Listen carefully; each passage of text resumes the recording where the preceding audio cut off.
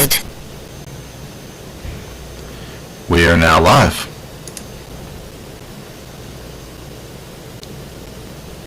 Oh, almost forgot to check. What episode are we on now? Oh, 612. Okay, good.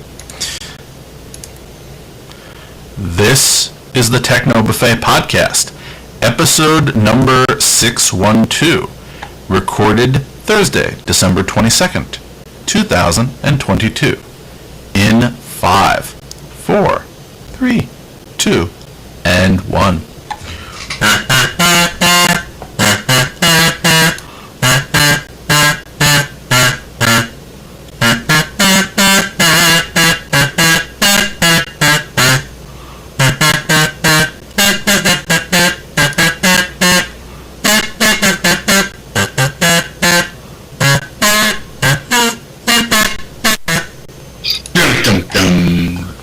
Welcome to the second to last episode of 2022. What? Where has the time gone? You know, you make jokes, but this year does seem to have flown by. I don't know. The last few years have been a bit different than previous years. This is true. But, you know, there's that classic song. Is this the little podcast I recorded? No, I'll save that for another day. But anyway, we have one more week to go before the end of the year. I assume you will be available to record on the 29th, so we will not have to reschedule. I don't foresee any problems. Well, you know, there have been times when you have not foreseen problems and they've occurred, so I just assume That's true, but you would tell me. if I foresee the problem, then I would tell you. Okay. As of now, all problems are unforeseen. Yeah. And then the next would be the first episode of 2023, which will be on the 5th. Woo! Where we'll talk about stuff, as we often do. So nobody gave me any advice, except technically in regards to the OpenSense setup that I deployed before I left New York. Only one person commented. But hey, one comment is good. Yeah, it was this guy named Jerry who was looking at the computer that I decided to use for my OpenSense installation. Count? Yeah, but I sent you the link to the computer last month, and you now have said that you think it's a nice computer. I think okay, except for the fact that the machine's no longer available and only has one rating, and it's a 1-star. I like the idea of that box being dual LAN. You could use it as a gateway, right? Yeah, there are a bunch of them. Because if you decide to update or upgrade, or it doesn't work out, you can use the little computer to do something else. That was why I took the risk. And if I decide I want something more powerful, then I can. But it was a good deal for however long it lasted. I don't know why they suddenly stopped carrying that item. But price was good, features were good, and that's a lot. If you look at the specs, it's a lot more powerful than what you usually get inside a router. So it was apparently, for whatever reason, they've just stopped selling it on Amazon. But it was a Intel Gemini Lake N4000 CPU with 4 gigabytes of RAM and a 128 gigabyte SSD. Now the thing is, I opened it up. The SSD inside was a 2.5 inch drive, but it had I always get that wrong. And I think it was an NVMe slot, but I always mix up the M2 and the NVMe. It was an M2. So I think they look the same. That's why I always have trouble, and I always mix them up. But I essentially left the original, I don't use Windows very often, but I left the original disk unplugged inside the case. So I unplugged it, put in an M2 SSD, and installed the OS on there. So it's an old one that I took when I upgraded another computer, but you don't really need that much storage space for a computer acting as a router. So, even 30 gigabytes would be too much, and I think I put in 128. No, it was a 256 gigabyte chip that I had lying around from an upgrade. So, worked out. it's in there. I haven't had a problem, and I use that the connection to my home system. I have a server running there that runs my IRC bouncer. I'm old school. Yes. And it hasn't gone down. Well, that's running on a different computer, but I'm saying the connection to it hasn't, and it's handling the multiple WireGuard connections and everything else without building a sweat. But nobody suggested what additional features I could add to it, because I have some extra capacity. Like, should I do, like, add server blocking and all that stuff, which I haven't started on. So I'm hoping somebody has a thought. And it's not running hot? Not that I know of. Let me check. This is why I have a WireGuard connection to it. Let's see what the temperature is.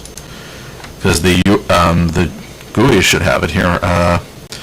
Load average. Where's... I thought I had it set up to monitor the temperature. But right now it's almost zero CPU usage. It just went up to 11 for a second. The state table doesn't have very much in it. Memory usage at about 50% of the 4 gigabytes. Disk usage minimal. I thought I had something here that was monitoring the actual heat, but let's see. Here we are, thermal sensors.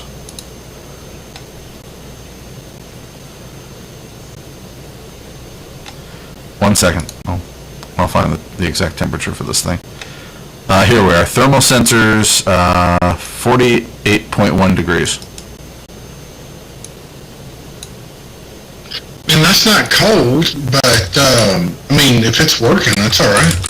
Well, that's, of course, Celsius. Let's see, that's, actual ACPI thermal. Okay. It's coming through ACPI, so I'm just trying to figure out what that's representing. It says zone 0 on here, so I have to see what that actually represents in the... I don't know what that means. I'm looking it up now. Here we are. The ACPI thermal zone is likely the motherboard, because it's not coming directly from the chip. All right, then I would say that's warm. You certainly probably want to make sure you have some active cooling on it, but... Well, it is fanless, so, but the nice thing is, right now, I positioned it in the building garage, thanks to the people at Verizon, who I had a whole fight with when they installed, about where they insisted on putting the input to the building. Right. I remember that. You do? I do. You had to put, they entered the building, and then, but it was, on the opposite side of your Wi-Fi, so... Well, not the opposite side of the Wi-Fi. I'm surprised you remember, but, so the hookup for the FiOS, so essentially the fiber optic cable was run to the rear of the building. But they insisted that the ONT had to be near the breaker box, just in the front of the building. Which, by the way, doesn't seem to be the case anywhere else, but that the installer insisted on it, so I made him run the wire around instead of through. By the way, he only ran Cat 5e, so I don't know if I could ever do anything about that. But as of last report, let's see, the garage temperature is currently, because it is a non-heated room, it is currently 59.7, so I might have trouble in the summer. But it's under 60 degrees in the room. Wow. So, well, bear in mind, if you, outside temperature for, is about, it's warm today, about 44.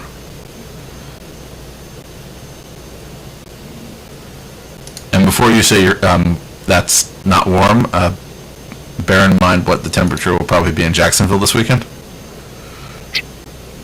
It's 54 right now. Yeah. I'm not looking forward to this weekend.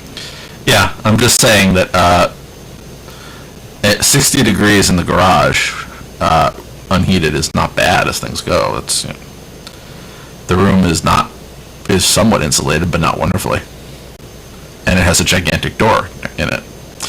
So anyway, my point being that I don't think it's going to overheat so easily, but if it does, we'll see it. I may do something for the summer, but there's not really room in there for a traditional heat sink or anything of that nature, because of the size of it.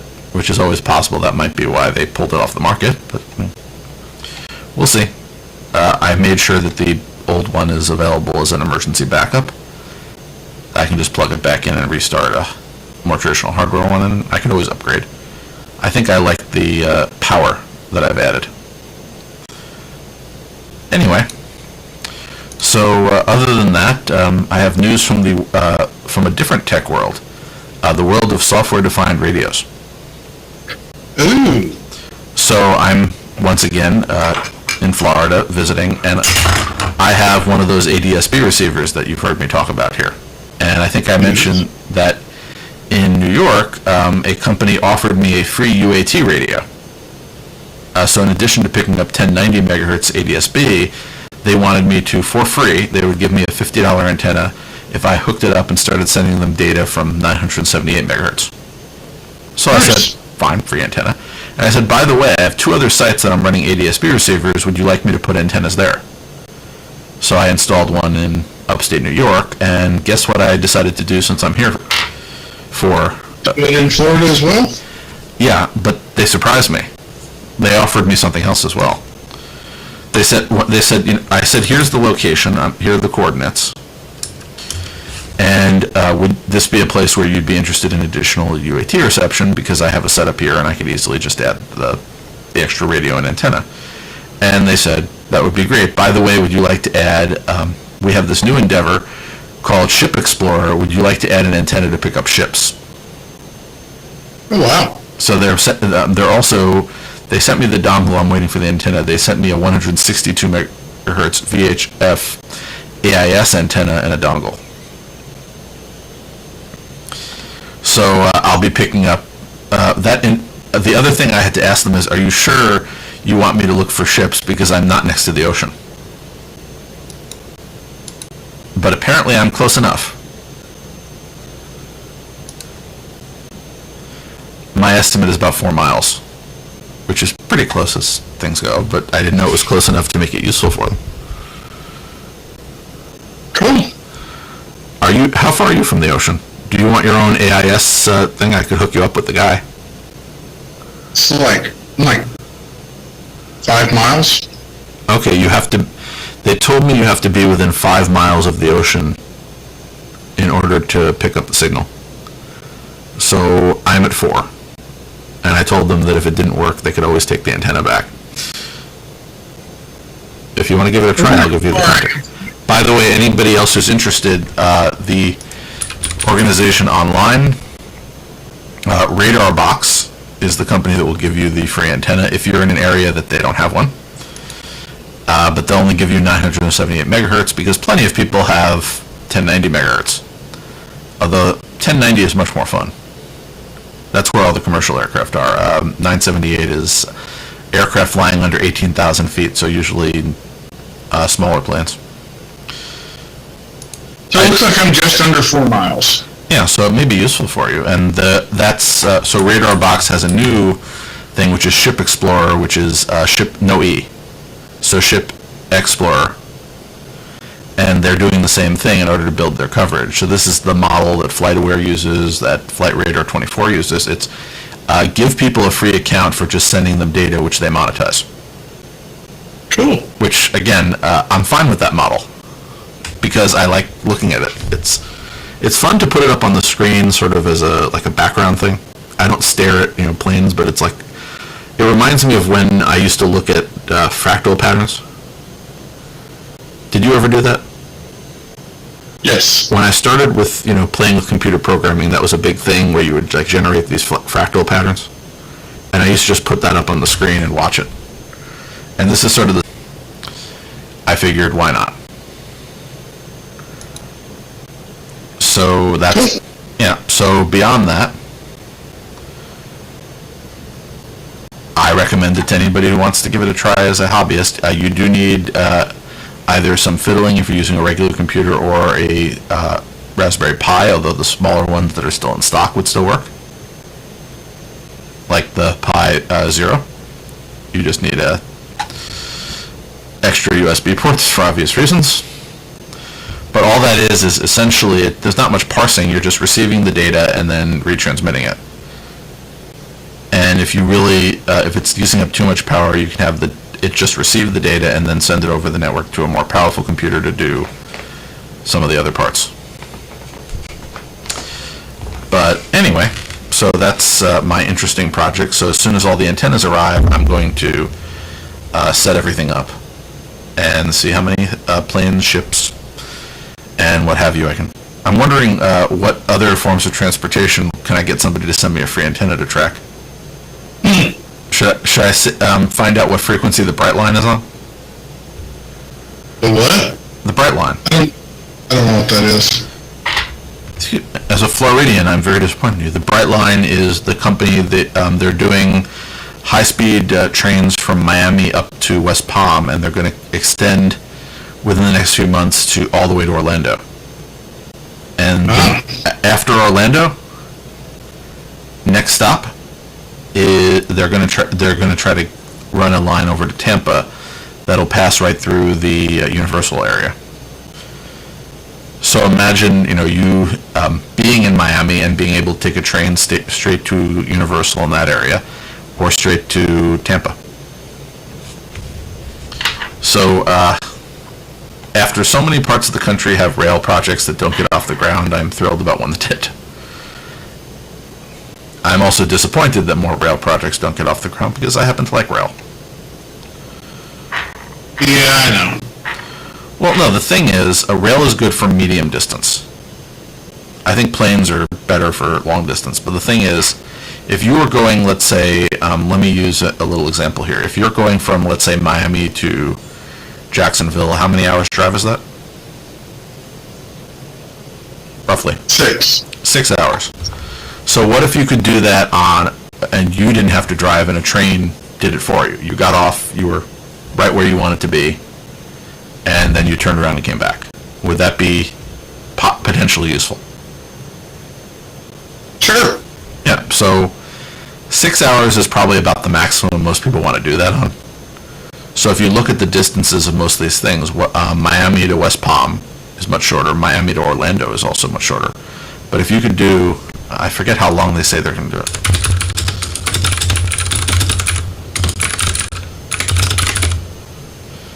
Here we are. How long will it take?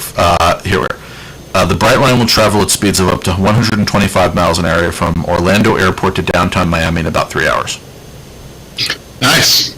So again, by the way, 125 miles is what the U.S. considers high-speed rail. Europe is a bit more ambitious sometimes, but that's still faster than most trains. I hate to turn this into a transportation buffet. I occasionally do because I find transportation technology fascinating. But the federal government just announced grants for transportation projects in the Northeast, and one of them is replacing the old B&O tunnel in Baltimore. That tunnel was built when Grant was president. So a long time ago? Yes, and because of the condition of the tunnel, all the trains going through it, which would be a lot because it's not just Amtrak, it's the local Baltimore trains, it's the local, the DC commuter stuff, etc. All the things in that region, the traffic is restricted to 30 miles per hour through the tunnel. So they're trying to get the budget to build an adjoining tunnel, so essentially they can route the traffic into the adjoining tunnel and then maybe either close or fix the existing one so they can have two tunnels, which would not necessarily happen. But again, imagine, and they've talked about this for years, imagine the Washington to Boston corridor, which is one of the busiest rail corridor in the United States, going faster. Who would want to drive if you can do it that fast? And again, I know you like driving. You just bought a nice new car, and there's nothing wrong. But there's nothing wrong with driving. But if the goal is to reduce congestion, making it a pleasant experience and a convenient one to use, non-individual is the solution. So I think in certain places trains work. The problem is the U.S. seems to think that trains are supposed to be profitable, whereas every other country in the world realizes that they're not a profit thing. I think trains should be profitable. Well, I'm referring to the passenger part of it. Cargo is a whole different thing. The passenger part should be profitable. But the cost essentially of maintaining the tracks and doing it is something that most of these companies won't do. So if you look at the European model, you have where it's like the highway system. The government maintains the highway, but they charge people various fees in order to cover the cost. Those are user fees. So why is it that the government can't decide where the tracks are built, and then the people who want to use them pay to maintain them? But again, that's something that, as I said, that's pretty much what every other country does. And then they would be profitable because why are we putting money into highways?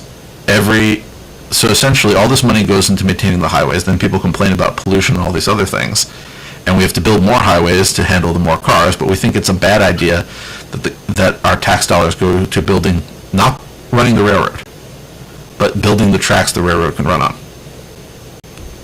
Anyway, transportation rant over. We've talked about transportation technology. Let's talk about more traditional technology. Let's talk about the European Union again. I like the idea of the government. I like the idea of the government owning the railroads. Well, not the railroads, the tracks, not the infrastructure. Yeah, the tracks themselves. The problem is that, unlike highways, only one person or one company can use any particular piece of railroad track at a time. Not necessarily. It depends if you're single or double track, but no, two objects with mass cannot occupy the same spot at the same time. How can they do that on a highway if you have two lanes? I'm saying, isn't it basically the same thing? One has to be behind the other. There has to be traffic control. Yeah. I think you get a lot more freedom with highways that allow individuals to manage that themselves that you don't get on a railroad track. Oh no, that I agree with you. Movement. Okay, so let's say it's equivalent to air traffic control, also federally run. Yeah, airlines don't make a profit either. Airlines make a profit. My understanding is the only reason they make a profit is because of their banks, essentially. Are you talking about the frequent flyer part? Yes. Not exactly. There have been times when that's true, but not consistently. And I'm saying that as a shareholder in one airline. Of course, I'm also a shareholder in one railroad. I like to diversify. And I have shares in a company that makes simulator software for nuclear reactors.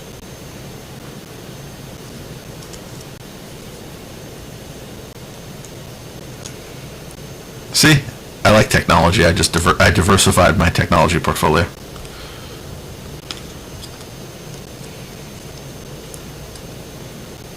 Did I make you speechless? I made you speechless with the nuclear reactor thing? No, I just had a button problem. Okay. My button problem is fixed. Okay. Anyway, I have one more regulation thing to segue. The EU has decided they want to get involved in regulating your phone again. Oh, these jerks. Again, so essentially the EU wants to make your next phone battery easier to replace. So they're after they finally got mandating USB-C, they want smartphone batteries to be removable again in the interest of sustainability and repairability.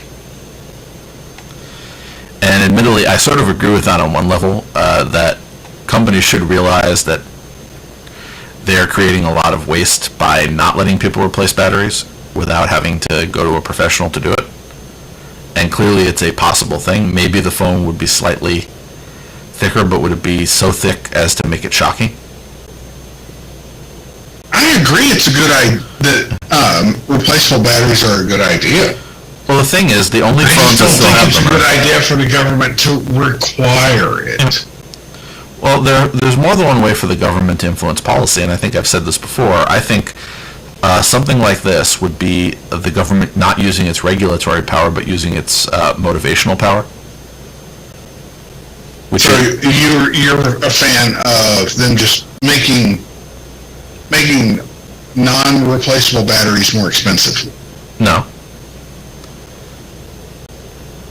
That's how the government incentivizes things. Well, it's the other way around, isn't it?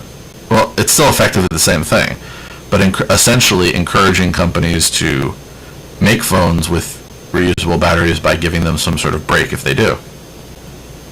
That makes some Well, sort where of... do you think that money comes from? Yeah, again, logically speaking, phones without replaceable batteries will end up being more expensive. However, No, there's a difference. The difference is if you make the replaceable batteries more expensive, you do that by taxing them, which brings money into the government. If you make the replaceable batteries cheaper, you have to do that by subsidizing, which takes money out of the government. There's a difference between these two, and it's significant. yes, but on the taxing side, I sort of think of it that I prefer to think of things as not taxing non-reusable batteries as opposed to giving a tax break for reusable batteries. But you are correct, it is effectively the same thing. It just sounds nicer the other way. I don't think it's effectively the same thing. Giving people a discount for doing one thing versus charging them for doing the other thing, it effectively Yes. it doesn't work out the same way. No. Did I not just explain how it's different? I still think it isn't quite that different, but either way, I think we're in agreement that it would be nice if companies were motivated to do this one way or the other, but we both agree that we don't really like the EU's approach. Okay. But the thing is, the only phones you can still get replaceable batteries on are cheap phones. Why is it that an expensive phone can't have a replaceable battery? And remember, right now, the only reason that there are no replaceable batteries, other than the thinness of the phone, is because they don't want you to replace it, they want you to buy a new one. And that is something I think companies should not be incentivized to create. I don't know how you're going to not incentivize them that. How are you going to incentivize companies to not encourage you to buy their product? I was going to not encourage them to make products that die more quickly. I'm saying, Potato. well, remember, I'm saying this as somebody who's bought several Google phones, all of which have had swelling batteries that I've had to return to the company and get an exchange on. And I was lucky I was able to exchange it. Before it exploded? Yes, also before my warranty ran out. But the thing is that they created a dangerous situation. If this had been a situation where the battery was user replaceable, and I'm referring to without a hairdryer and a bunch of spongers, and the risk of breaking the phone, then I could have just gone, ordered a battery, popped the old one out, disposed of it in a recycling center, and my phone would have still worked. And let's not forget, the replaceable batteries also enable you to not be overly concerned if the battery life isn't stellar. Carry an extra battery with you. Yeah, and you can still do that with an external battery, but it's not quite as convenient. Correct? Yep. So I'd like somebody to innovate in this area. And you keep hearing me say that. It's, okay, the companies have said that users do not want replaceable batteries. So why not prove that statement by trying to release one product line that has a removable battery at a higher price point? And see what happens. I'm pretty sure the vast majority of people just don't care. Well, we'll see. So maybe it does take a government, even though I don't like the government doing it. But we'll see. Either way, things that Europe forces often get forced on the United States. So even though I don't approve of it, it may change my life in the future.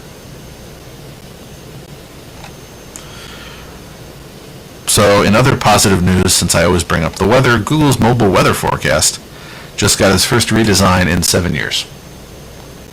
Ooh. Now, you know me and my weather, and of course, in the Google app, you still get the weather frog. I love the weather And frog. it's a subtle overhaul. Yeah, but I happen to like their weather presentation. It's a very nice, simple one. If you have a Mobvoi watch, which I know both of us have at various points in our lives, Mobvoi has rolled out an update for its companion app, adding in sleep tracking features.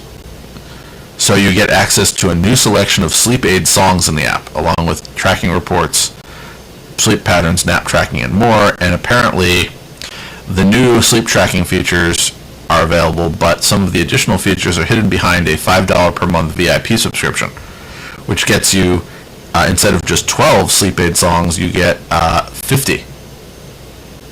And your weekly and monthly reports include trends of maximum minimum heart rate, SpO2, and other sleep features for VIP only, which is interesting in itself. But I don't know about you. I never want to wear a watch while I'm sleeping. I know people do, but I toss and turn so much that I'd be banging it against the headboard over and over again, and that would wake me up. I wear a watch to bed. Well, also the thing has to charge at some point. That's true. So I went with the phaser. It's, it still gives me some sleep data. It tells me I'm not sleeping enough, and I believe it, because I don't think I am. And now I have a device that confirms it. Cool. Yep. If you continue to be worried about the security of your cameras, whatever type they are, apparently 2 men have been indicted for hacking a dozen Ring cameras and live streaming swatting attacks. Interesting. Well, again, more reasons to be nervous about having cameras all around your house that are accessible on the internet. Admittedly, there are mitigations that, if you notice, they essentially stole Yahoo email addresses and passwords. So the lesson for that is they didn't come in through the Ring system. They came in another way and got the password for the Ring system. But apparently, people want to see the police burst in with guns drawn. So streamers and people who have doorbells where they can actually watch everything apparently gives them some sort of scary thrill. So I don't know. Some people just want to see the world burn. Yeah, I know, but it just depresses me. If you are a Gmail user, let's try something a little happier here. The people at Google came out with 5 Gmail tips to start your inbox fresh in 2023. I don't know necessarily if these are ones that would help anybody, but apparently steer clear of spam. Archive emails in bulk. Mute email threads that get out of hand. Separate incoming emails by creating multiple email addresses with a plus sign. Have you ever done the plus sign hack? I have not. I know it exists, but no, I haven't. Yeah, I've done it a few times just messages safe. But I have a lot of things that I'd like to do to clean up my email, including figuring out how, after I've read like an ad or something that I'm on a mailing list for, how I can mark that to just be deleted automatically after I've read it. But I'm sure I can figure out something with that. Moving along, if you are a Google Voice Standard customer, then you can assign phone numbers in voice regions other than your own. So remember, Google Voice is now a commercial product. Yeah. So you can sign up for Google Voice Starter, which is $10 per license, or Google Voice Standard, which is the one for numbers in other countries, which is $20 per license. And of course, Google Voice Premier, which is $30. So you can do a little more than you used to be able to. That's kind of cool, man. Not gonna lie. Well, again, they're trying to compete with all of the other, online, like PBX replacement type systems, of which there are many. So, Google can do a good job with that, I guess. So earlier I mentioned that the Raspberry Pi had a bit of a shortage, which is why it might be a problem if you wanted to use it to track planes. Right. So Ars Technica reported that the Raspberry Pi 5 will not be arriving in 2023, as the company is hoping for a recovery year. So essentially, they've been a bit upset that the availability is problematic. So 18 months into the restraint availability, they're going to start setting aside hundreds of thousands of units for retail customers, because apparently the companies who are taking up the existing supply of Pi units are essentially, mom and pop operations who base their hardware products on the Pi platform and buy a few hundred of them.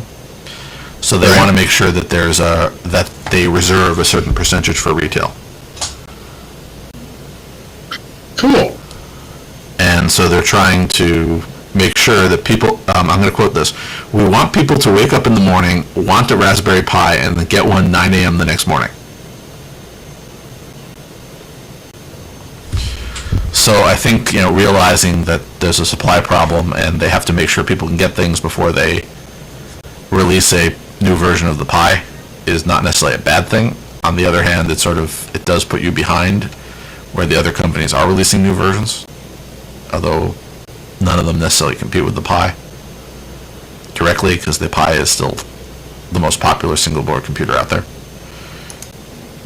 But good to know there might be some available. Yep. So let's move on. Life's going to be hard for the next few years. Yeah. When it comes to getting electronics. Well, I think it made a lot of people realize that there are certain things that we thought, supply lines we thought were very robust and were not. Yep. And I think companies are starting to realize they have to diversify their supply and not get everything from the same place. At least the larger companies. The smaller companies don't necessarily have that luxury. Anyway, moving along to Home Assistant. Apparently, Home Assistant has decided that 2023 is the year of voice. Oh, no. So what they want to do is they want to let users control Home Assistant in their own language. So so it's not their only project for the year, but they want one of the big projects that they want to do is essentially give local voice support in multiple languages. So they've had a bit. That would be hot if it doesn't require a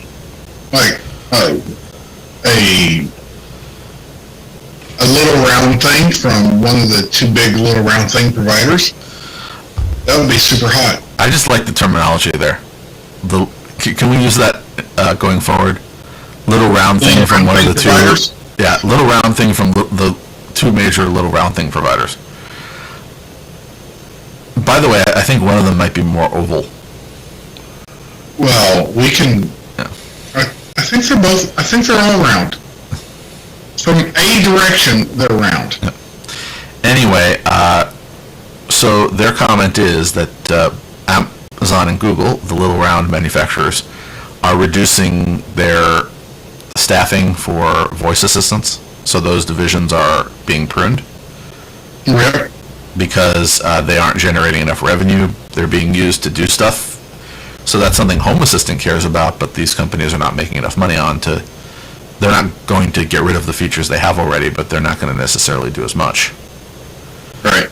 So apparently, the creator of Raspberry has joined Nabukasa to work on the effort. So Nice. Raspberry allows people to build their own local voice assistant. Sweet. So their idea is, okay, well, we're going to bring somebody in who has a project, and we could help the same way they brought in ESP Home as a supported project of Home Assistant, and they're going to do it with this as well. So the developer will get essentially supported through Nabukasa to work full-time on voice and Home Assistant. So that could be good. Now, admittedly, there's a lot that would have to happen before that would work well for me. So they're essentially adding in all of this of these internal features to support sentence-based commands, and they're going to continue that. So they have their intent repository. I'm not sure if you caught this. So this is training data for local voice control,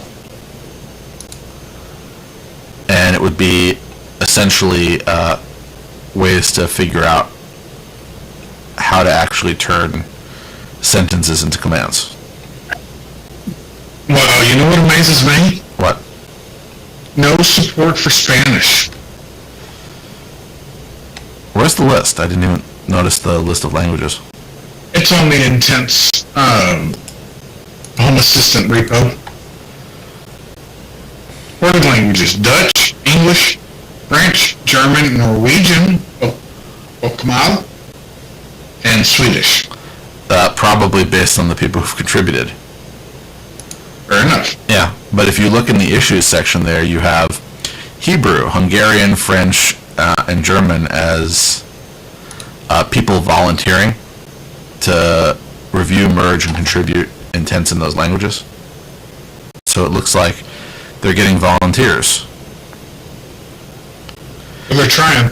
Yeah, and if you look, I just But looked. this is also just started, so it's cool. Yeah, I just looked at Hebrew because while I have this problem, I don't frequently speak to voice assistants in Hebrew, but I have a lot of Jewish music for obvious reasons. And none of the voice assistants ever understand the name of non-English songs.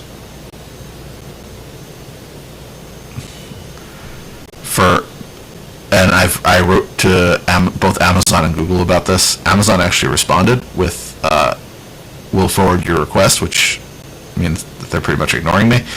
But Google never did. But it's just, give me a way to say something is a proper name in a language other than the one I'm speaking would be nice. But here, for Spanish specifically, there are plenty of individuals who look like they volunteered in the issue thing here. And other questions like, what gender should we pick when writing sentences for languages that have explicit genders? Croatian sentences, Hungarian, Polish, Slovenian, Turkish, Lithuanian, Lajban. So clearly if we wait long enough, somebody will put in the intents for every language that could be needed. Cool. And again, the other hope is that the hardware. So I think an ESP32 could handle all of this, essentially being the speaker part of it. But I think they need to put together a kit people can put together for this, or else it'll just be the people who want to do heavy-duty construction themselves. Well, I'm sure it will, like most things, it will start with people who are willing to do the heavy work, and then as it gets refined, and the problem space gets explored by the people willing to put up with inconvenience, then after that has gone through a few iterations, I'm sure somebody will come out with a new little round thingy. Yeah, but a new little open source round thingy. Yeah, but it's open source, but somebody's already gone through the trouble of building the hardware, of assembling the hardware and putting it in a case. And I don't mind assembling it. It's more, I don't want to design a case and solder everything. I don't mind assembly. I just would like all the parts, and I've done that before. So. Just I don't feel like going and designing things from scratch. Not that I couldn't if I took the time. Anyway, moving along. Apparently, the Pixel 8 might have a new camera sensor. Yay. The Pixel 6 and 7 have both had the same camera sensor, the Samsung GN1. And they're thinking that it might be that the next one might have the GN2, which is a similar sensor but with support for staggered HDR. Which allows it allows a camera sensor to capture different exposures at the same time using the same pixels on the sensor. So it leads to the same goal as standard HDR, but can be faster.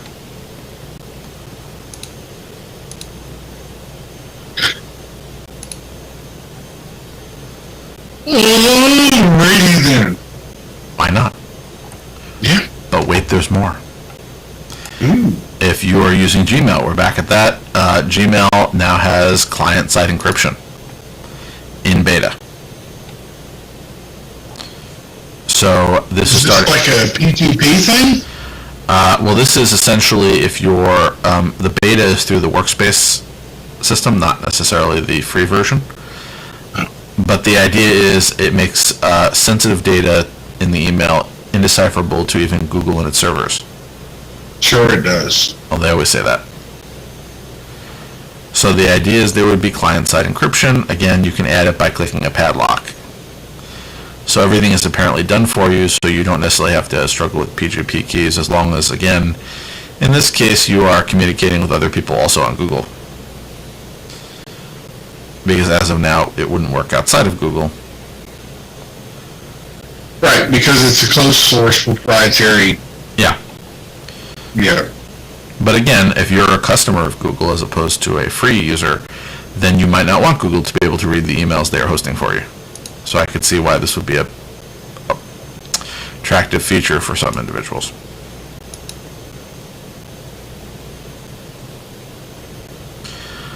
So I also have two stories about Anchor and the whole Eufy mess. Have we made progress? Well, both of these actually come from The Verge at different times. So one was from the 16th, the other from the 19th, and they were trying to get a response to it. So The Verge commented that Anchor has not sent any answers to the questions they've sent them about the cameras, and instead of answering the questions that people have been asking, on December 8th, there were certain lines that were in their privacy commitment that were no longer there a week later, including lines like, "We're taking every step imaginable to ensure your data remains private with you. Your recorded footage will be kept private, stored locally, and transmitted to you and only you. Here at Eufy, we're not just all talk and no action." So essentially, they just removed all the things that implied what was going on. Now, they did add in what they promised, which is saying that you can choose to store your video clips in the cloud, and that essentially is the various scenarios where that would be necessary. Now, they followed up a few days later with the fact that customer support at Anchor apparently have been what they've been telling people, but apparently their PR team still not answering any questions.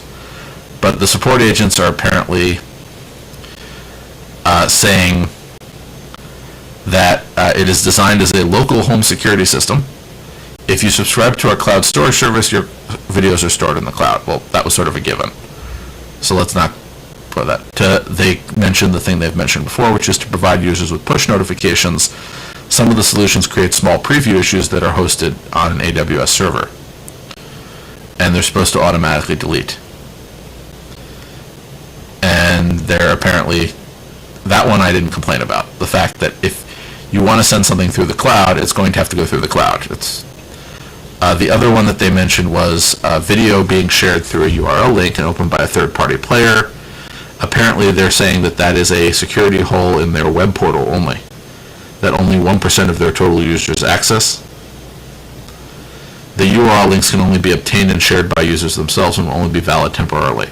So their statement is you have to log into the account in order to get the URL link and do all of this. It's the web view. I only use the mobile, so technically there's no way for anybody to get the link by that statement. And they apparently did make it a little harder. Cool. But it's still back to the if they said that these things were exclusively local, then why did it not answer questions when somebody found it wasn't, and then delete the promises on their website when asked? So The Verge sort of summed it up this way: this is the company that just deleted the phrase, "Here at Eufy, we're not just all talk and no action." That's funny. Yeah, I think they're right. It's sort of, they deleted a line that said that they weren't all talk, implying that they are indeed all talk. But anyway, I still am keeping the Eufy cameras because I think my own personal security measures on them make it acceptable for me. Why that? Well, I never use the web thing that they say is compromised anyway. I often, stream directly from the camera using RTSP, and the cameras, any of the cameras that are indoors which are where I use the Eufys generally, because I don't have any of them outdoors, they are all triggered by my presence to to turn off, and that's power off, not, which nobody at Eufy can look at the camera when there's no power to it. Anyway, moving along, apparently the Supreme Court will hear a Section 230 challenge in February. There are apparently two cases, Gonzalez versus Google and Twitter versus Tamna, in late February. And if, for those who do not remember, Section 230 is the provision that shields web services from liability for content as essentially service providers. The idea being that if you are providing a platform, you are not necessarily responsible for what people do on that platform. And that's a little complicated. Right. Well, that's a simple way of describing it. But otherwise, if you create a public forum and you have to make sure that nothing bad happens on the public forum or you're going to get sued or arrested, then nobody would start a public forum. Correct. So it's sort of this, do those companies have a responsibility to try to, keep things under control? Yes, but is that a legal responsibility or a responsibility to their business? And if you've been following Google, not Google, Twitter, definitely you may have noticed what happens when the philosophy of a organization that provides a public forum substantially changes. Whether you like it or not, it does change what people feel about it and whether they're willing to be there anymore. Anyway, so it's going to be interesting, and when we get to February, I'll be interested in sort of reporting on what the arguments are, because it's always a topic that comes up here, which is, are recommendations something that companies should be liable about if they're automated? And most arguments say that recommendations are a extension of user-generated content. So essentially, recommendation engines are mirroring what people find interesting. Therefore, they are not making judgments. Admittedly, that's overly simplistic because companies make judgments about how their algorithms work. But anyway, as I said, we'll see what the argument actually is and what ends up happening. And considering the composition of the Supreme Court, I think they are very eager to find an excuse to claim that these companies have an intentional bias. I'm not saying they do or don't, but I think they're also somewhat biased. But to be fair, everybody's biased about something. Anyway, another Verge article. Android smartwatches are finally becoming interesting. I'm not so sure about that.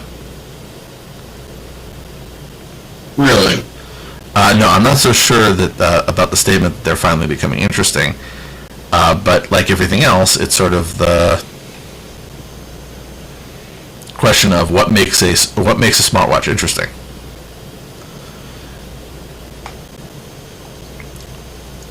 For me, it's a way of having. I've told you I use my smartwatch when I am on the go and don't want to constantly be looking at my phone to know if something is going on. And I just want to be notified of certain other things. There probably is another way. I think it counts as interesting if the battery lasts more than a day and a half, and it does. It's more than a notification, a convenient notifier. Well, I find that it's a convenient notifier. It's a thing that allows there are certain health benefits, as you know, in terms of tracking. I often use it as a remote control for some things. But again, do I feel like I'm taking full advantage of having a little computer on my wrist? Probably not. So that's why I was interested in sort of seeing what is the, and if you read the article, what does it really say?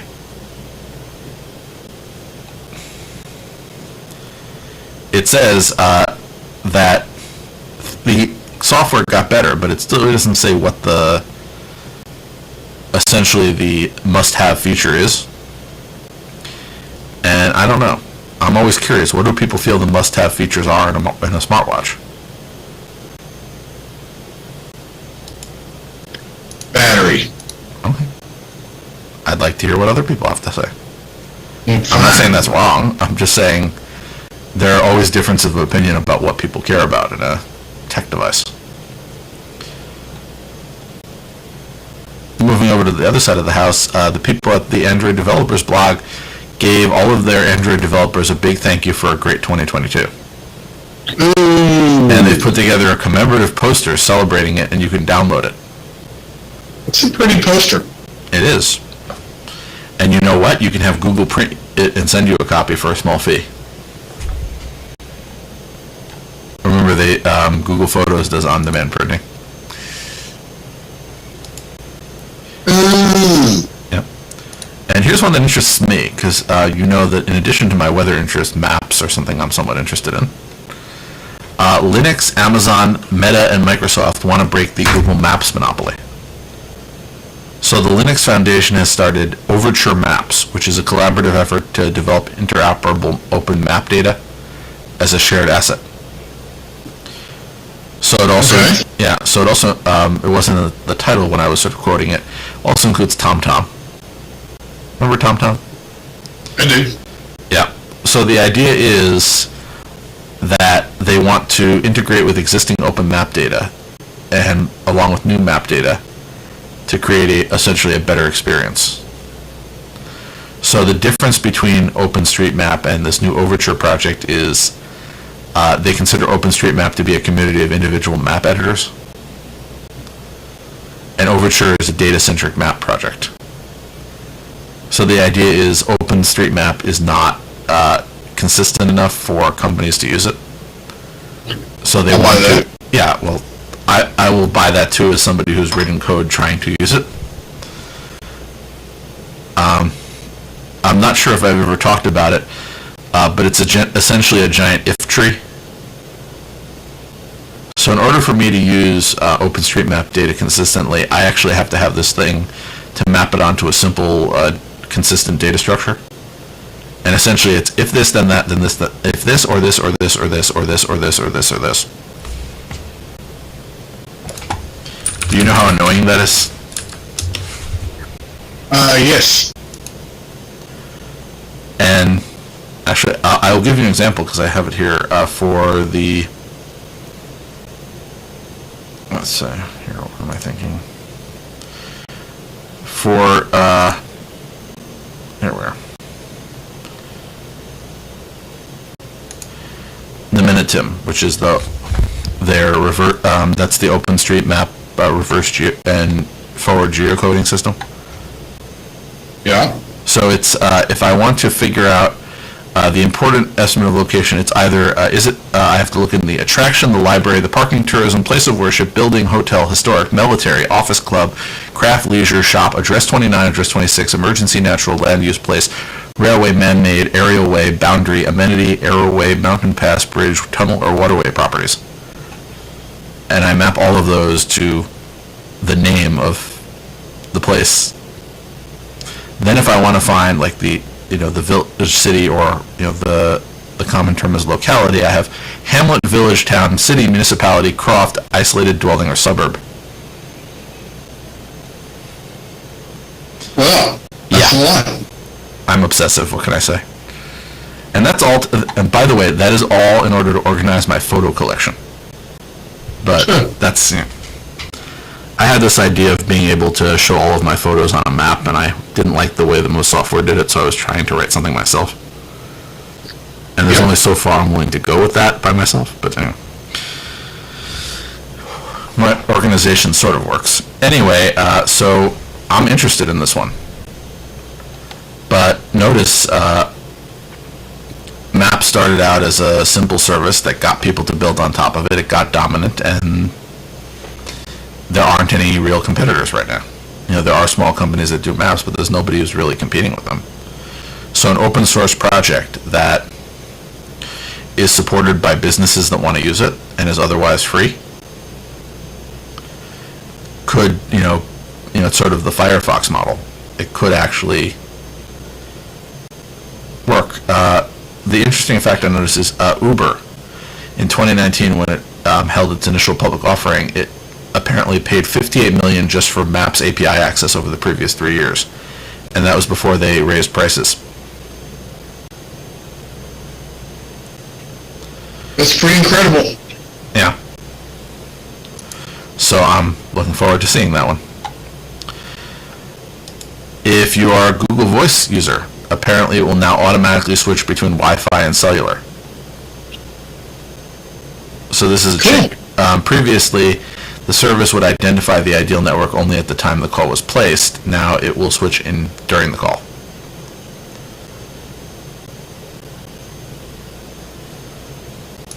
So yay. If you are interested in Matter, which we both are, I've put in some links to both Google's blog post on it and third-party posts that Nest and Android devices are now Matter controllers, but that is for devices that don't quite yet exist yet. So, You mean Matter devices? well, essentially, they've added Matter support so that home and Nest devices can act as a hub, but there aren't any large amount of peripherals. So it's sort of the argument of, if there are no peripherals, then what do you integrate with your new Matter controller? And their statement is those will be coming soon, and you have to start somewhere. But I would like it if there were at least a few you could get. I think the Eve ones sort of work, but that's not really a high priority for me. And of course, finally, Vivaldi's new update for Android apparently brings hardware key support and Mastodon integration. Ooh. So what's your thought on Mastodon, Jerry? I don't think I've asked you. I think it's people who are trying to make open source work, or not open source, distributed computing work Federated. for the sake of distributed computing. I think federated is what you're thinking of. I don't think it's distributed computing. Could be. But anyway, I think the idea of, and you've heard me sort of talk about it, because in sort of context, I believe in the idea that you shouldn't be beholden for your internet presence to a company that could take it away at any moment. That's why I do not put all of my eggs into the Facebook, Twitter, Instagram, whatever basket. I don't have a problem with being on one of those platforms in theory. It just, one day they take your account away and suddenly you're dead to everybody. So I'm sort of, I'm being a little dramatic about it, but you get the idea. Sure. I don't want to trust any company. Now, if admittedly the counter argument is if you run a website, so I'm sort of in this camp of believing that you should have a website. That website should link out to any other place that you want to be, and you should try to redirect people to make sure that they know that's the central hub of what you're doing online. But that's a little different than federated, where look at what federated is. It's, I'm going to join a Mastodon instance, and that Mastodon instance is run by some guy.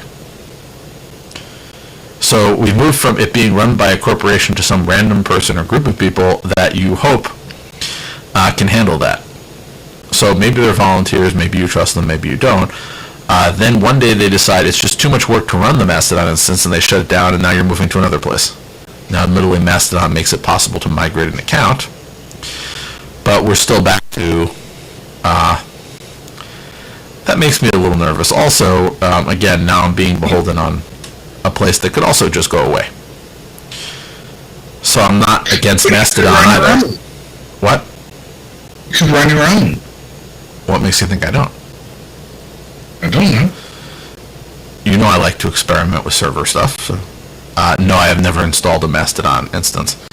There's another thing about Mastodon that sort of annoys me. What's that? It requires JavaScript. I have this thing that I seriously dislike sites that if you turn off JavaScript, they do not work. As opposed to if you turn off JavaScript, they work less well. Right. Well, understand. No, but HTML is a thing. Making it so that you don't get any website if you don't have JavaScript seems like a sort of eliminating what HTML is and the point. I do not like where everything is sort of rendered as if it's a program. But anyway, that's another one of my I don't know. That doesn't count as an old man type rant. I don't think. I think that's just. It's okay to call it a pet peeve. Yeah, it's a pet peeve of mine where I'm just. There's actually a movement for this. I'm not sure if you've ever heard of it. It's the JSDR. ELS? No, it's JSDR. JavaScript didn't read. It's the group of people who, if the site is 100% JavaScript and their habit is to run no script or one of the other things in your browser that disables JavaScript unless you specifically approve it for a site, then they just don't read it. But either way, as I said, I'm just an HTML traditionalist. Yep, you are. But and that's okay. I don't think there's something wrong with actually going We with... still love you anyway. I don't think there's something wrong with going with, something that's worked well for the web for a while. I don't see the point of moving to JavaScript for everything. JavaScript is like the icing on a cake. A site with no HTML is the equivalent of somebody handing you a lump of frosting and saying, here, eat this. Okay. Anyway. That's one way to look at it. I thought it was a good analogy. But anyway, so I sort of like the idea that your account is portable and it could sort of move around, and if a server shuts down, you could just move to another one and everybody could still talk to each other. But so the idea I like, but the way that Mastodon does it, I have my criticisms. But I'm still a realistic person, so the same thing of me not necessarily liking Twitter or not liking Facebook for various reasons. If that is where people are that I want to talk to, I'm going to have to deal with it one way or the other, won't I? You will. Or I could just do what you do. Don't talk to anybody? Does it work for you? It works for me. Okay. I like being parts of community. Actually, I find that the less I pay attention to politics and news, the happier I am. That's not the only thing I talk to people about. Really? What about when we get into the... Actually, I think I talk about it to you more than I talk about it to most people. I talk about technology, which you obviously know. I like to talk about transportation, and admittedly, that's a little news because that's transportation policy, I suppose. At one point, I believe I mentioned to you the concept of people who are font nerds and are very I'm not part of that community, but I enjoy reading their work.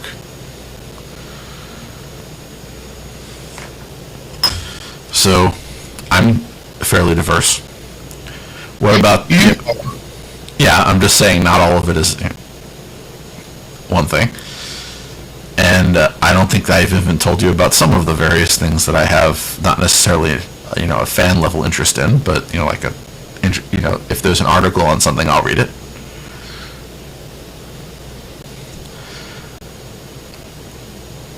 Cool, man. Yes. Just call me a Renaissance man.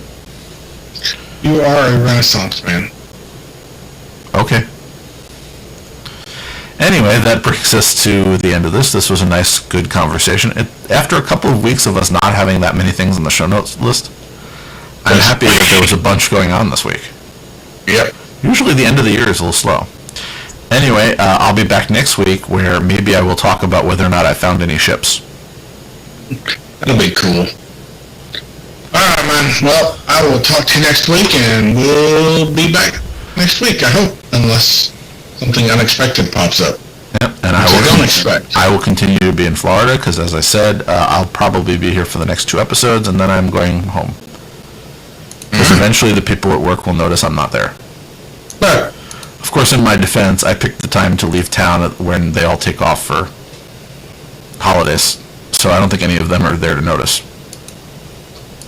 alright, man. Well, if they're not Bye, there, folks. why do they care?